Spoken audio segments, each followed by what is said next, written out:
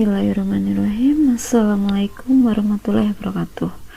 Alhamdulillah, pada pertemuan kali ini kita sudah masuk pada bab konsep kerja sistem operasi.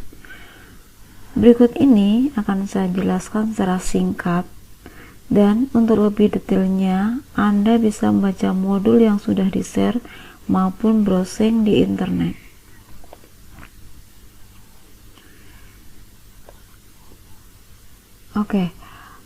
Sistem operasi merupakan sebuah perangkat lunak sistem yang bertugas untuk melakukan controlling dan juga melakukan manajemen perangkat keras atau yang biasa dikatakan dengan hardware, serta operasi-operasi dasar sistem, dan juga berfungsi untuk menjalankan program aplikasi seperti pengolah kata, penjelajah web, dan lainnya.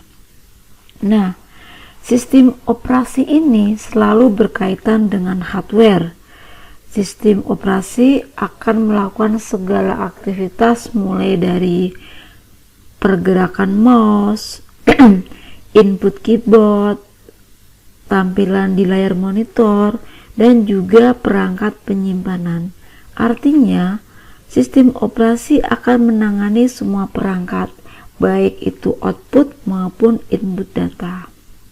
Nah, sistem operasi atau biasa dikatakan dengan operating system itu perlu menggunakan driver perangkat dari hardware agar bisa berkomunikasi atau berinteraksi dengan perangkatnya tersebut. Nah, hardware seperti yang saya katakan tadi itu memiliki hubungan yang erat dengan sistem operasi. Tanpa adanya sistem operasi, maka hardware komputer hanyalah sekedar benda mati atau perangkat yang tidak berguna. Nah, dengan adanya sistem operasi ini, maka seluruh software aplikasi akan bisa berinteraksi dengan hardware-nya dan bisa bermanfaat untuk usernya. Berikut akan saya jelaskan tentang sistem operasi.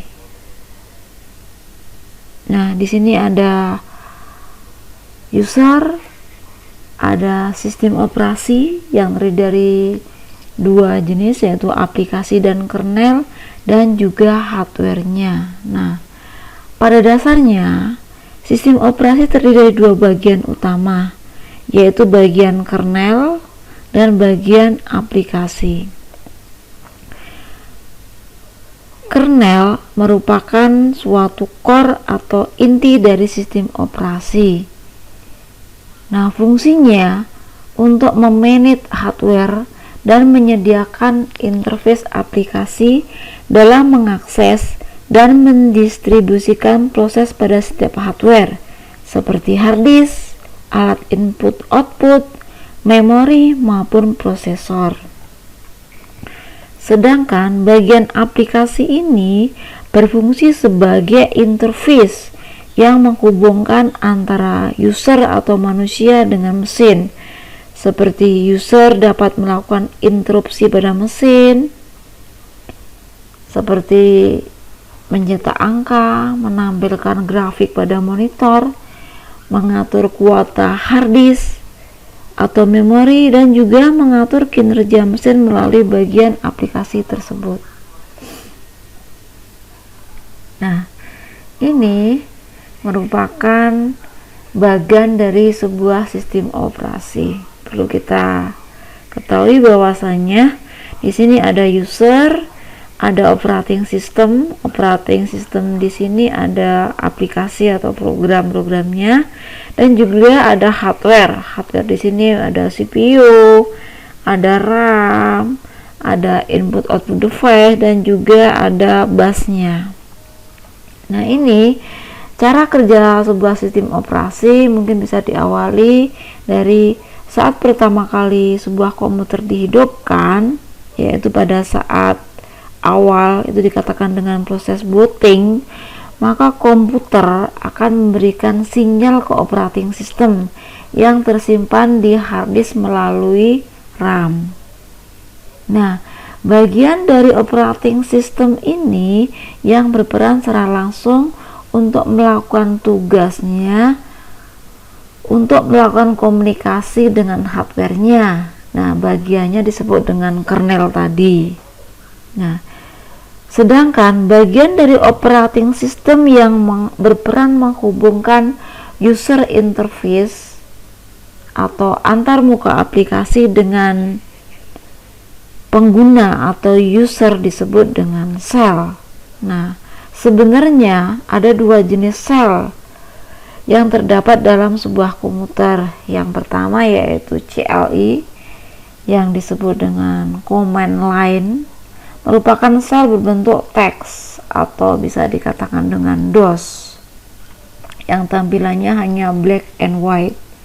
Dan yang kedua adalah GUI, Graphical User Interface, merupakan sel berbentuk grafis, jadi ada tampilan menu-menunya. Kita seorang user atau kita jika ingin menggunakannya tinggal klik menu-menunya menggunakan mouse. Nah, berdasarkan cara penggunaannya, sistem operasi atau operating system ini dibedakan menjadi dua jenis, yaitu yang berlisensi dan yang free.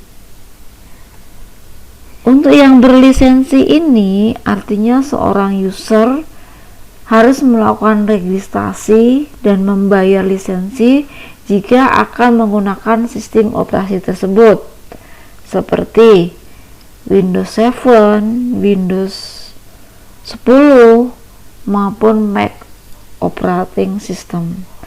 Sedangkan untuk yang free biasa dikatakan dengan open source. Nah, yang operating system jenis ini lebih memberikan keleluasaan kepada user untuk menggunakannya. Bahkan seorang user dapat melakukan perubahan dan juga mengupdate-nya sesuai dengan keperluan tanpa harus membayar izin atau lisensi atas sistem tersebut. Contoh sistem operasi ini diantaranya adalah variannya Linux seperti Debian, Ubuntu, Knoppix, dan lain sebagainya. Kiranya itu saja yang penjelasan singkat untuk materi konsep kerja sistem operasi ini. Nah, silahkan diresum, dicatat dalam buku tulis Anda.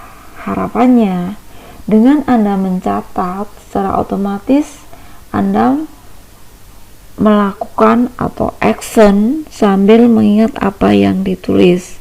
Nah, hal itu akan terekam di memori Anda. Pokoknya pesan saya silahkan dicatat, diresum di buku tulis Anda. Untuk pengumpulannya bisa di capture atau di foto dan dikirimkan di assignment. Untuk menambah wawasan Anda, silahkan melakukan browsing di internet karena banyak sekali materi-materi yang ada yang sudah di-share di sana, atau juga bisa membaca modul yang sudah Ibu share tadi. Sekian untuk pertemuan kali ini. Tetap semangat belajar, jaga kesehatan, pergunakan waktu yang Anda sebaik mungkin dan sebijak mungkin. Terima kasih. Akhirul kalam. Wassalamualaikum warahmatullahi wabarakatuh.